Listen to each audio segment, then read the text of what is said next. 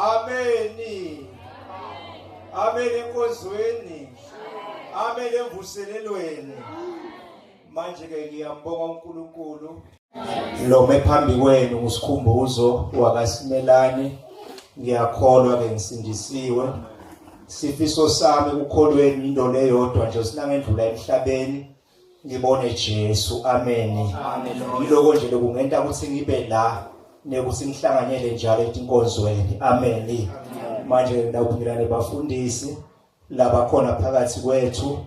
Sibongele nehoho nayo lekhona phakathi kwethu leyatsimisela yathi yohlangana neshiselo. Amen enkonzweni. Manje ke siyabonga kakhulu uNkulunkulu. Manje ke ngiyaxolisa kuphutha kufika nami bengihlose ukuthi ngidawusheshe ngifike. Siyena mechanic sangabi na kuvana kunye. Amen. Manje ngikho kungente ukuthi nangithulayo sengiyasuka ekhaya kwatholakala sike lapha esiphofane naye kokuhamba kude. Amen. Ngahlala lesikhathi lesithe ngahlala lapha nje la eMpompotha ngize ngafika nyalo ngabo 4. Amen. Nakhona ke sengisidwa imoto lebeyothenga kudla seyangibetha. Amen. Ngiyaxolisa ke ngalesi sizathu leso bekungasiso sifiso sami. Manje ke ngibonga lethuba lengiphiwa lona. Ngidocela ke sivule incwadi yamaHebheru 11 verse 5.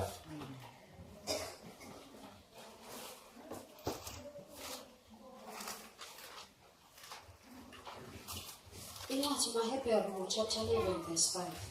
Sihloko sakhona sithi kukholwa verse 5. Ngekukholwa Enoki wathathwa kuze angakuboni kufa. Akazange aphinda abonakale ngoba uNkulunkulu abesamthethe. Umbhalo uthi angakathathwa wajabulisa uNkulunkulu. Amen. Manje ke bazwane ngifuna sibuke la indzaba nayo iBhayibheli liveta indzaba lebaluleke kakhulu emakholwa. Sibona lana lo mbhali ubekusanga Enoki. Lithi ke iBhayibheli Enoki lithi ke ngekukholwa wamthatha uNkulunkulu wangede wakubona kufa. Amen enkonzweni. Ngalamanye amagama lendozane nakusho ukuthi bekade ihambana uNkulunkulu. Ekuhambeni kwayo naNkulunkulu bana ufunda incwadi yaGenesis lithi iBhayibheli bekade Enoki anebudlelwane naNkulunkulu waseke uNkulunkulu soyamthatha. Amen enkonzweni. Manje ke lana sibhasisi ke ngekukholwa sho silendoda lena bekade ikholwa bekade imesaba uNkulunkulu. Lithi ke iBhayibheli wase uyamthatha uNkulunkulu wangede wakubona kufa. Amen enkonzweni. Lithi ke iBhayibheli asakakamthathi uNkulunkulu kunento leyodwa la yenta lengichaza ukuthi iBhayibheli wajabulisa uNkulunkulu. Amen. Amen enkonzweni. Ngalamanye amagama lo sho sinawuthubeka kulo verse 6 libetalisike ngaphandle kokukholwa umuntu angeke kuze kwenteke ajabulise uNkulunkulu. Lithi ke iBhayibheli lendoda lena ke ngokukholwa yona yajabulisa uNkulunkulu. Ngalamanye amagama lendoda le yathi phila emhlabeni emqondweni wayo nasenhlitweni yayo bekade yathi ukuthi la emhlabeni ayaphile futhi itakwendlula. Amen enkonzweni. Lithi ke iBhayibheli ngoba bekade yathi ukuthi itakwendlula ayinwelanga kuthi ijabulisa yona ayinwelanga kuthi ichaza yona. Amen enkonzweni. Ngoba ngalesinye isikhathi umntwana sekhaya kuyenteka uNkulunkulu akhulume nemzalwane uthole ukuthi manje lo mzalwane unela ijabulisa yena kanti iBhayibheli iveta lamagama lithi thina sasibethu. Amen enkonzweni. Lithi ke iBhayibheli lendoda le ekukholweni kwayo yajabulisa uNkulunkulu ayizange ichaze yona. Ngalamanye amagama siyabona abantu bayichaza emhlabeni bethi lokufunwa ngiyo kodwa lendoda le yathi yona kulesikhathi uNkulunkulu ayiboleke sona kulesikhathi uNkulunkulu asiphe yona. Lendoda yathi manje lesikhathi uNkulunkulu angiphe sona kufanele isebenzise ngoba ngalinye ilanga ngitakwendlula. Amen enkonzweni. Lalela mntwana sekhaya lithi ke lendoda ngalamanye amagama mntwana sekhaya lo shothi umuntu makajabulisa uNkulunkulu. Ngalamanye amagama mntwana sekhaya angeke aza kubone kufa. Ngalamanye amagama utakwendlula ayobona uNkulunkulu noma ngafa kodwa ngesibhayibheli lithi iBhayibheli akafi ulele utovuka. Amen enkonzweni. Ngalamanye amagama ke lo mzalwane mangaba ngathokozisa uNkulunkulu noma siphakathi naye kwebandla noma siphakathi naye enkonzweni sihlabelela naye kodwa mangaba kamjabulisa uNkulunkulu makabuya Jesu yena mntwana sekhaya angeke azamthathe ngoba yena akamjabulisi uNkulunkulu emhlabeni. Amen enkonzweni. Manje ke mntwana sekhaya iBhayibheli iveta lamagama lithi ke kwaye kwenteka uNkulunkulu isikhathi umuntu asemdalile. Lithi ke manje kwafika lapho uNkulunkulu khona athi sola khona ukuthi manje ngakudalelanga umuntu kusebe kwenteka naphakathi kwethu mntwana sekhaya noma sesikholwa kodwa uNkulunkulu kunento lathi sola esenzako phakathi kwethu kunetinto uNkulunkulu etingamchazi lese sitiphethe lese sihamba nathi lese tentathi uNkulunkulu manje singasamjabulisi. Amen enkonzweni. Kodwa le ndoda le yakhetha yona ukuthi ekuphileni kwayo yakhetha ukuthi ijabulise uNkulunkulu. Ngiyamthanda Paul makayichaza lapha baseKorinti beqala chapter 1 baseKorinti beqala chapter 10 verse 1 uvetela amagama usike angithandi ngedenathi ngabokhokho. Amen enkonzweni. Lisike iBhayibheli bokhokho lisike nabo bekade basefile. Lithi iBhayibheli bake wena lwandle lolubovu. Lisike manje bonke babhabhatiswa. Lisike iBhayibheli bonke banatha edwaleni banatha sinatho sinye samoya. Badla kudla kunye kwamoya. Kodwa lithi iBhayibheli liningi labo noma kunjalo noma ikhona phakathi lihamba naIsrael. Kodwa lithi iBhayibheli liningi labo ayizange limthokothise uNkulunkulu. Amen enkonzweni. Ngalabanye amagama umntwana sekhaya kusene kwenteka naphakathi kwebandla kusene kwenteka umntwana sekhaya senta konke noma kubitwa ithandazo uyatholakala uphakathi khona ngoba wavimbeleleki umntwana sekhaya kuyenteka noma kuyahlatshelelwa nawe uyavuma noma kuphiwa noma kudansa nawe utholakala udansa. Amen enkonzweni. Lithi iBhayibheli lapha lithi labanye babo abazange bamjabulise uNkulunkulu. Shosile manje umntwana ungakwenta konke umntwana sekhaya lothanza ukwenta kodwa kunengoti fanele uqaphele ukuthi usaphile emhlabeni usathi uyakholwa uyamjabulisa uNkulunkulu na.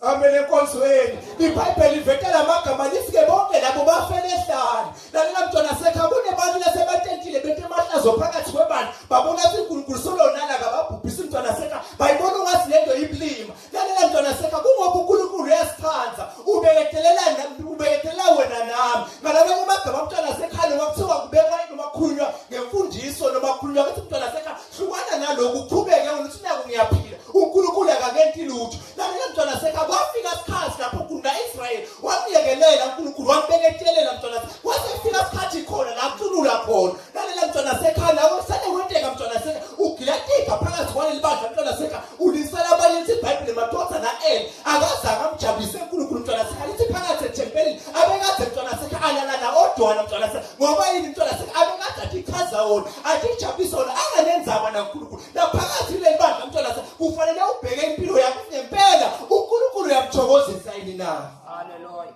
Amen enkonzweni. Amen emvuseleni. Lithi iBhayibheli ngoba mntwana sekhaya uNkulunkulu akanenzaba nekubhubhisa umuntu kodwa la mthoka uNkulunkulu ukuthi baphila impilo yekujabulisa uNkulunkulu. Ngalabanye amagama ke mntwana sekhaya uma ngabe wena mntwana sekhaya usho ukuthi uyakholwa mntwana sekhaya kube bekade ukholwa ukujabulisa uNkulunkulu kodwa ngeke ucebendlela ufike lapho khona mntwana sekhaya zoyiyeka lento yekujabulisa uNkulunkulu zothi ijabulisa wena. Amen enkonzweni. Amen emvuselelweni. Lalela mntwana sekhaya ababodwa labanemali mntwana sekhaya basabanemali mntwana sekhaya bangamthokothisi uNkulunkulu ngayo kodwa bathi chaze bona bajabulise bona nemndeni yabo. Kanti zemba lithi iBhayibheli endoda le mntwana sekhaya yajabulisa uNkulunkulu isaphile mhla losho siyakhohlwa ngemndeni yabo yakhohlwa nanga bakubo mntwana sekhaya kodwa yalola ukuthi yona isiphathu kaNkulunkulu iyamthokothisa yini na. Amen enkonzweni. Lalela mntwana sekhaya kusene kwenteka mntwana sekhaya sohamba isikhathi mntwana sekhaya uyathi bona athi indoda enteka ngoba iBhayibheli ivetela amagama lithi konke mntwana sekhaya lithi banatha sinatho sinye samoya badla kudla kunye kwamoya. Lithi iBhayibheli mntwana sekhaya kodwa lithi iBhayibheli uNkulunkulu wababhubhiseleka nje mntwana sekhaya naphakathi kwebandla mntwana sekhaya ngiyenteka dimangaliso ube wena ungamthokothisi uNkulunkulu. Amen enkonzweni ngoba uNkulunkulu mntwana sekhaya abheka phakathi kwebandla kukhona labamthokozisayo manje ke angeke azavinjwe ku. Ngalabanye amagama ke mntwana sekhaya kufanele ukuthi iqaphele ungasho ukuthi wena konke lekwentayo ngoba yakuphumelela igani mntwana sekhaya bese uyakhohlwa ufanele ukuthi ihlole ukuthi uyamthokozisa uNkulunkulu na. Amen enkonzweni ngoba mntwana sekhaya ledaba mntwana sekhaya ingawe mntwana sekhaya ungawe le ndoda le ayimemanga bandicupha ayimemanga sicu kodwa yona mntwana sekhaya yakhetha into eyodwa yathi mina ndawujabulisa uNkulunkulu. Nalapho mntwana sekhaya kunetikhathi letimbi kunetikhathi lehlobo kufuneka abazalwane nabantu awuthokothisa uNkulunkulu. Elalela mntwana sekhaya ilubuhlungu lethu ukhonda uNkulunkulu abathi sola ngawo. Lalela mntwana sekhaya phakathi kule mali kunebantu uNkulunkulu asathi sola kuthi ngamphelani isindiso. Amen enkonzweni. Yilo phakathi uNkulunkulu athi sola mntwana sekhaya inkinga wena besitumo nalendlela uNkulunkulu lebekathi akumisele yona awusayendi.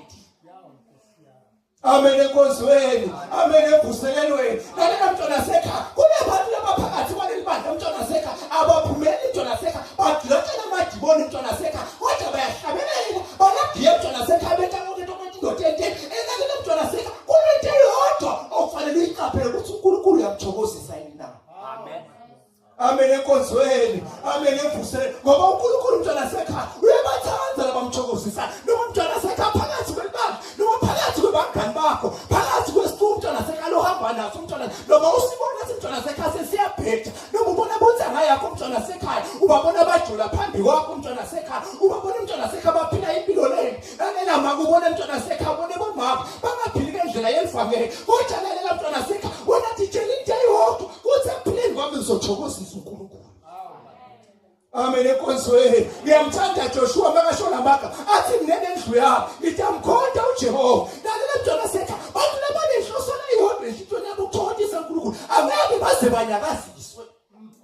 Engake baze bahlule kulesikhathi. Lalela mntwana sekhaya noma usathane bese ngathi mntwana sekhaya kuhlebile amavoice sengakhulumela shona amagama mntwana sekhaya athi kuba labajabulisa uNkulunkulu bathola. Lalela mntwana sekhaya kunesithembiso esithembiso sona mntwana sekhaya lethi iBhayibheli bonke mntwana sekhaya bafa bakholiwe mntwana sekhaya lethi mntwana sekhaya bonke abakubuke la kodwa mntwana sekhaya lisibekade babheke mntwana sekhaya ikhaya lakubona emzamu mntwana sekhaya engakhiwanga ezandla zomuntu. Amen enkonzweni. Ngalabanye bagama mntwana sekhaya ufanele sinazo ukholwa uNkulunkulu ube nethokozisa yini.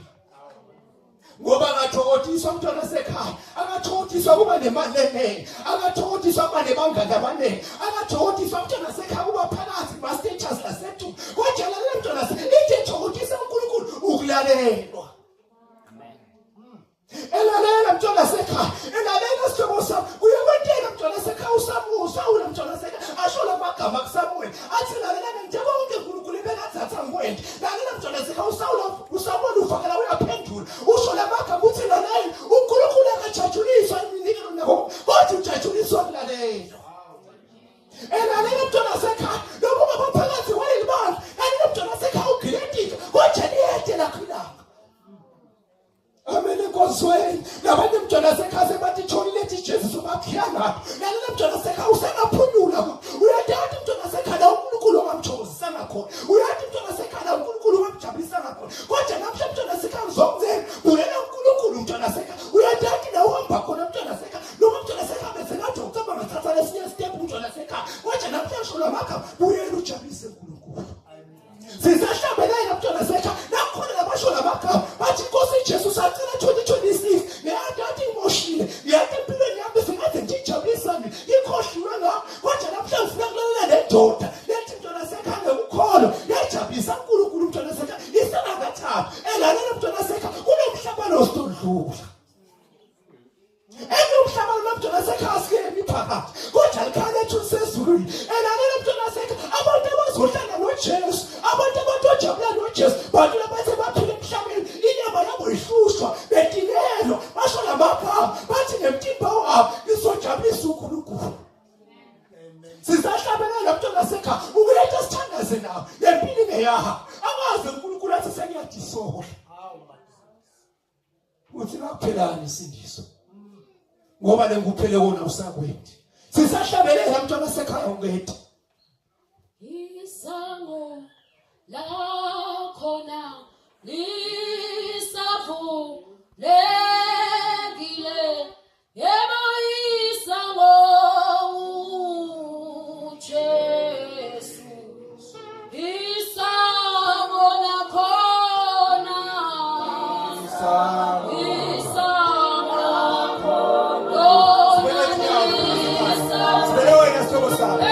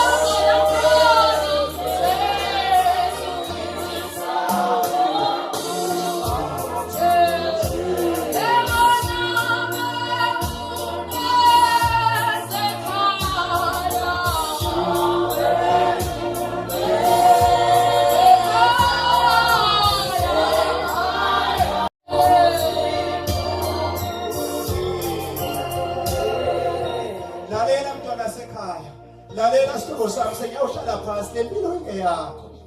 Lona lohamba naye uyamthokozisa uNkulunkulu. Lalela mntwana sekhaya, sonke intile tonke inotenteka. Lithi iBhayibheli iIsrayeli mntwana sekhaya wayengakoni kakhulu uNkulunkulu makambulala. Kodwa nawe mntwana sekhaya uyawuqhubeka uhambe naletho kwalithabulayo. Lalela mntwana sekhaya, kulo mnyaka lona mntwana sekhaya uNkulunkulu abekathi akuphe manje. Uyadada mntwana sekhaya uthi umushe kuphi. Uyadada mntwana sekhaya uNkulunkulu akhuluma nawe khona wangamjabulisi. Uyadada mntwana sekhaya uNkulunkulu akhuluma nawe khona wangamlalela. Lalela mntwana sekhaya lithuba leli mntwana sekhaya leli lakho. Ngisengakabuyiseli ke MC. Ngathi ngiyambona uNkulunkulu mntwana sekhaya ude lento osizisa wena lapha. Sisahlabelela ethi MC nawe mntwana sekhaya udinga phambili.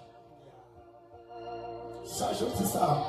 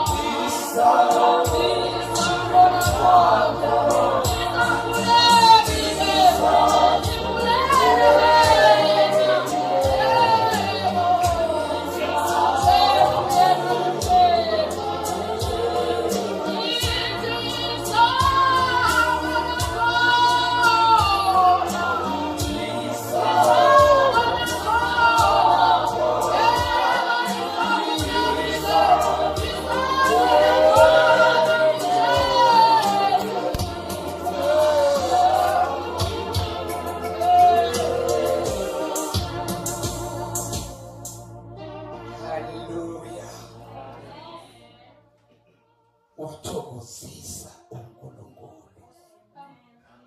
Malanga onke lawaphila wayewaphilela kuthokozisa uNkulunkulu. Haleluya.